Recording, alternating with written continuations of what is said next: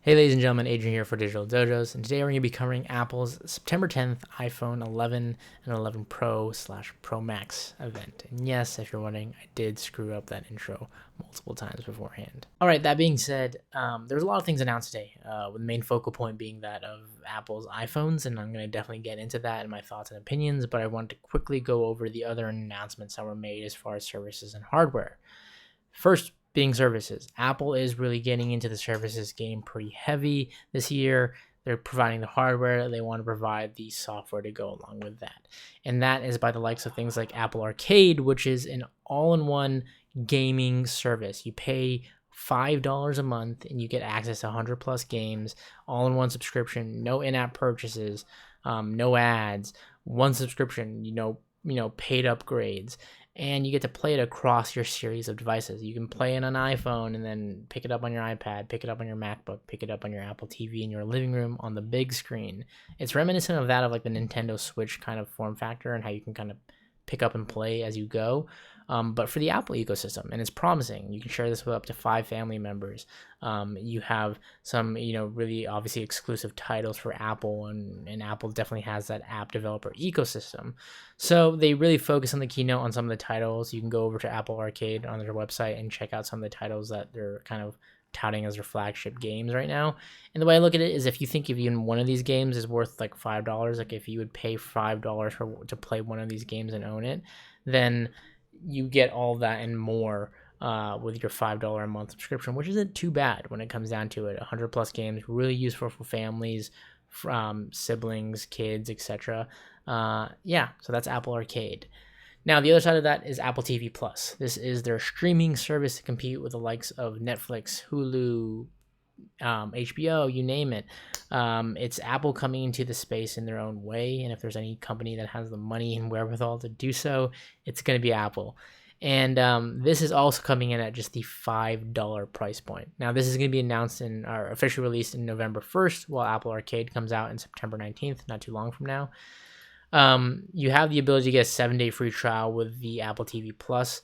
Additionally, what they're offering on top of that is, like I said, the $5 price point for TV shows, movies, Apple originals, everything that they announce, whether it is things like drama, sci-fi, horror, suspense, thrillers. And that's what you can go ahead and check out on their website. You can see some of the trailers they have. They really touted some of the top tier A-list celebrities that they're going to be hiring for these Apple TV Plus originals. And we live in this age of like Netflix originals, HBO originals, Amazon Prime originals. Every kind of video streaming service tends to have that one flagship show, whether it's like Boys on Amazon Prime right now, or like HBO has like Game of Thrones and whatnot. Every kind of service has that distinctive show or movie that you want to watch. But the promising thing with Apple TV Plus is, if you do see something that sparks your eye at just $5 a month, for 6 family members. It's a really, really interesting and intriguing entry-level price point for users. On top of that, they're doing a really great promo right now. You buy a new Apple device, so an iPhone, iPad, iPod Touch, Mac, or Apple TV 2nd generation, I believe. You have automatically 1 free year of Apple TV Plus. Now, obviously, Apple being very, very new to this, they don't have a vast library. They don't have the catalog that Netflix has. You're not getting that many shows. But again, at the price point of $5 versus $10 or $15 a month, could be very, very promising for Apple users and people who are heavily into the Apple ecosystem. Now, as far as the first announcement in terms of actual hardware that was announced, the new baseline iPad. This is the 7th gen iPad, 2019 iPad, if you want to call it that.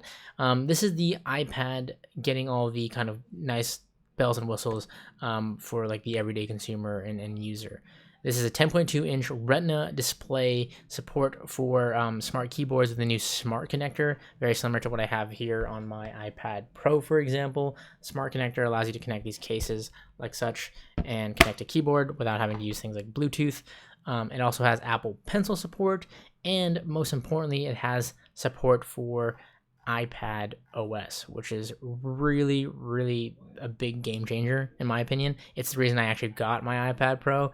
It really fills that gray area for like a laptop replacement slash alternative. I think whereas before, my issues with iPads is it felt like iOS just on a bigger screen. iPad OS really defines the iPad experience, in my opinion, and it's really great to see the baseline iPad get it at just $330 for the base 32 gig model, $400 plus for the 64 gig model, and then you can also get the cellular options as well if that's something you're looking for. You're not getting all the fancy bells and whistles like the Face ID or non-touch ID, I should say, bezel-less screens similar to that of the iPad Pro. But if you're just looking for a base iPad, then the new 7th gen iPad is the way to go. Now, the most disappointing upgrade, in my opinion, of the keynote was that of the Apple Watch Series 5. I'm an Apple Watch Series 3 user, and I'm a big movement of like the whole smartwatch in general. I really like, the tracking. I like what Apple's doing with this health and lifestyle kind of focus, and whether it's fall detection, tracking your steps, ensuring that you get more active on a day-to-day basis. I love that, but I'll be honest, I don't wear this enough. As somebody who wears like analog watches a lot on a daily basis, and I change depending on my outfit, I just don't wear this enough to truly fully track all my stats. And I was really hoping the Series 5 would reel me back in. But the only true upgrade you're getting here in the Series 5 coming from the Series 4 is the always-on display, which for some people may be worth it. An always-on display, essentially, if you don't know, if you're using an Apple Watch, you have to kind of flick your wrist for the screen to turn on. Now, when these initially came out, that was great. It worked well. I had the original Apple Watch, and again, that always worked well. However, as people, saw in some instances when you're working out, in some instances where your hands are full or you may be holding something, you can't always, tweak your wrist around or flick your wrist around. Sometimes you have to tap your screen to turn it on for something as simple as to see the time or to see a notification. What Apple wants here with the Apple Watch Series 5 is for you to always have your information at your convenience. So while it's while you're not actively looking at your Apple Watch, it goes into an inactive mode, and your watch face, depending on what you have there, either dims out or shows you less information until you fully may rotate or look at it. That's when the active screen comes on. Now, with this, it's capable because of the new display technology. Essentially, it uses a lower hertz display when you're not using it, and it can go anywhere from 1 hertz at the lowest back up to the current refresh rate in order for you to see whatever your active watch face may be displaying, depending on your customization. Now, that being said, you get this at no benefit to the battery life no decrease to the battery life in terms of you're not losing actual battery life from the Series 4. They're touting the same battery life from the Series 4, but at the same time, you're not gaining battery life in the Series 5. So you're gaining the always on feature, but you're not gaining more battery. You're not losing battery life.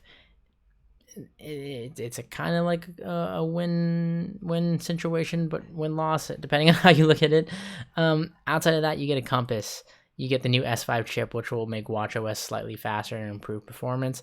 But I'll be honest, the Apple Watch Series 5 felt kind of rushed. It felt kind of, just here you go. And they didn't really tout too much about the S5 chip. I'm hoping we'll see more on the watchOS end that takes advantage of that S5 chip in the future.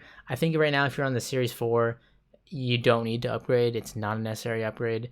If you're on the Series 3 and you just really want a new watch, slightly better battery life, slightly better specs, it may be worth it. And if you're on anything lower, I guess it may be worth it. But at that, I think it was the most disappointing update of the keynote. Next up, and last but not least, of course, is the big iPhone announcements, starting with the iPhone 11. This is the iPhone that is going to be the new flagship phone. In an area where Apple is losing a lot of the iPhone sales slowly over the years, the XR last year was the biggest or the most sold iPhone, and this 11 is meant to replace that XR. It comes in multiple colors, new materials on the back. You have this kind of new anodized glass that's supposed to be much more durable, and it is sleek. You have less branding on the back. It's more minimal design. However, the main focal point, no pun intended, of the new iPhones is the cameras. They're really hammering the cameras, and that's the biggest change you're going to see in the iPhone 11 line. dual lenses on the back, similar to that of the XS Max that I have here. You have a 12 megapixel camera now on the back, as well as the front-facing camera. That's 12 megapixel wide lens and a 12 megapixel ultra wide lens, so it allows you to get more in your view when you're taking pictures of landscapes and whatnot. You also get 4K video at 60 frames per second now, so even better video out of your camera on the iPhone 11 here. But really what this comes down to is just it's the iPhone XR in a slightly different shell, and a better camera. But at that, you're not getting much different outside of that. You're not getting, any better screen necessarily in the front with the Liquid Retina, which was the most disappointing thing about the XR. You're not getting a better bezel or a smaller bezel. You're just getting a better camera. The one thing to note with the 11 that is nice is they did drop the price point, which is something we rarely see Apple do, and I think that's them responding to the market. At $699, $700 baseline phone, it's a more affordable phone as an entry level. $700 still by all means a lot, but it's interesting to see Apple drop that price point, and it makes it more obtainable for people who may be upgrading from like a 5 or 5S or older phones. So I think if you're on older phones, you're looking for an upgrade, even coming from like an iPhone 10, for example, the 11 looks promising at that. You get a decent camera, you get a decent, really good camera, really good hardware with the A13 Bionic chip, a decent screen, and the customizable form factors of like the colors and whatnot in the iPhone 11. Don't get me started on the whole slow-fi camera thing. That's the last time I'm going to mention that. But yeah, that is the iPhone 11. And then on the upper echelon of that, you have the 11 Pro and the 11 Pro Max, which is touting, you guessed it, the triple camera system. So throwing another camera on top of that, and that is the telephoto lens, the wide lens, and the ultra wide lens. So you kind of have a tool for every trade, whether you want to get, again, the ultra wide shot, you want to get more of a telephoto, just a standard shot, and a really interesting design. I'm not a fan of how this looks, to be honest, on the back, and you can kind of get some idea of perspective. Here's a telephoto shot, here's a wide shot, and here's that ultra wide shot for perspective. I do like how they did it in the actual UI within the camera, but again, I'm not a fan of how the three cameras look on the back. I think this could have been done more sleek, and yes, it's going to offer that kind of like camera hump on the back. Yeah, I like how they changed the back in terms of the actual like material and the more minimal look, but I'm just really not a fan of how this kind of camera sticks out. And don't even get me started on top of that with the midnight green like entry colorway. Yeah, that was an interesting choice of color to throw in the line. But outside of that, you are getting an improved display, what they're calling Super Retina XDR display. I think Apple is just making these crazy ass acronyms and lately throwing them out with these releases. But it's improved display. It's higher nits, higher brightness, more vibrant colors. Of course, it's at OLED screen, so you get your really dark, blacks. But on top of that, what this also means in conjunction with the A13 Bionic chip is much better battery life from the screen and just overall hardware that's included. And this is really where the Pro shines. I think if there's one really kind of big feature in itself, it's the battery life. The iPhone 11 Pro is 4 hours more battery life than the XS, and the iPhone Pro Max, 11 Pro Max, is 5 hours more life than the XS Max, for example, the current phone I'm using as a daily driver. Now, if that's actual true to life, real life usage and battery tests, this is going to have to be tested once the phones are officially out. Then I think that in itself, if you can give me 3 to 4 more hours of use out of my iPhone a day, is crucial. It's vital to me as somebody who uses my phone on a daily basis for work and etc. With the better cameras, with the better video, as somebody who uses my phone as my main creative tool, creation tool, more battery life is really crucial to me. I'm somebody who, even though I have external chargers, I have cases, I have all that stuff. Nothing beats having just the actual integrated better battery life. And I think the Pro and Pro Max, if there's any reason at all that I would choose to upgrade to in this case, it would be the Pro Max coming from the XS Max, would be for the battery life. I'm not coming from a reviewer space, somebody who did content creation for a living. I always had to have the latest and greatest. nowadays that's not my main focal point. I'm not always needing the latest and greatest hardware, but just as an everyday consumer, that would be a reason enough for me to upgrade. Would be from the battery level perspective, if it's again true to life, and we'll see once the actual phones are released. Outside of that, though, the cameras are great.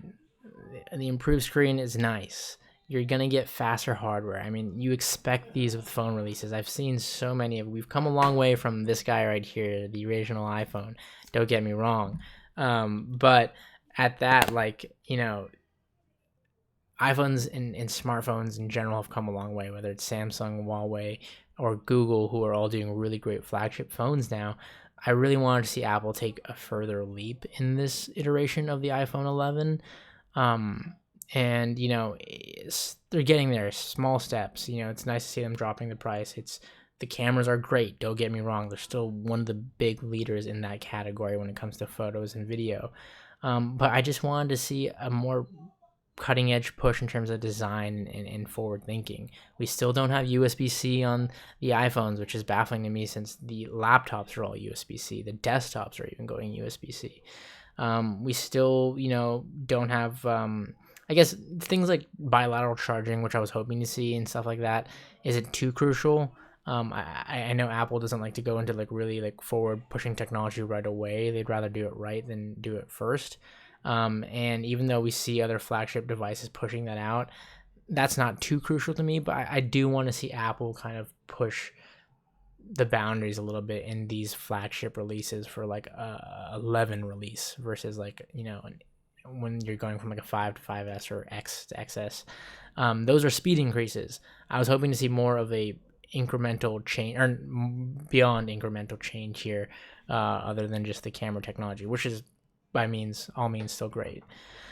But yeah, that's where I'm sitting right now with all this. And I know it's a lot to process. There's a lot of stuff announced here, but love to hear your thoughts. And as always, your feedback on what you thought of everything announced here at Apple's September 10th event. There's a lot to unpack. And as always, we'll have more once the actual devices and services are out. But as always, ladies and gentlemen, I thank you all for watching. Hope you enjoyed, and I'll catch you in the next one.